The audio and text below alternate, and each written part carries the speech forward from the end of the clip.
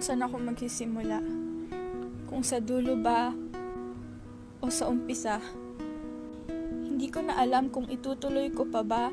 Hindi ko alam kung tama pa ba to. Hindi ko alam kung bakit ang gulo. Ginawa ko naman lahat ng makakaya ko. Ginawa ko naman lahat ng gusto mo, pero bakit ganito? Bakit di ko pa rin siya mapalitan sa puso mo? Ako nga ang kasama mo, pero siya naman ang iniisip mo. Ako nga ang kausap mo, pero siya pa rin ang bukang bibig mo. Ako nga ang nasa tabi mo, pero presensya niya pa rin ang hinahanap-hanap mo. Alam ko. Dahil ramdam ko. Pero sabi ko kasi sa sarili ko, magpapakatatag ako. Dapat hindi na ako naapektuhan sa lahat ng to, pero mahal, ang sakit kasi. Ang sakit-sakit mong mahalin. Hindi ko alam kung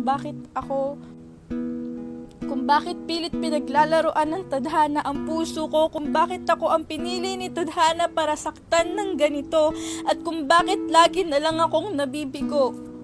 Bakit laging ako? Bakit laging ako yung nasasaktan? Bakit laging ako yung naiiwang luhaan? Bakit laging ako yung naiiwang sugatan? Bakit laging ako yung naiiwan sa kawalan?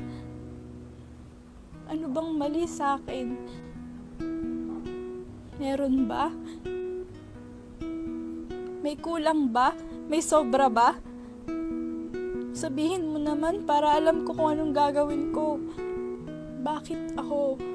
Hindi ba ako karapat dapat sumaya? Hindi ba talaga ako kamahal-mahal? Wala na ba talagang tatagal? Ang sakit mong mahalin. Pero kahit anong sakit ang iparanas mo, ikaw pa rin. Ikaw pa rin ang pipiliin ko kahit sa paningin ng iba ang tanga-tanga ko. Kasi kahit masakit kang mahalin, kahit nakakapagod kang mahalin, ikaw pa rin ang gugustuhin kong makasama hanggang pagtanda kahit siya ang gusto mong kasama. Pagbigyan mo naman akong mahalin ka. Pagbigyan mo naman akong pasayahin ka. Tayong dalawa na lang muna.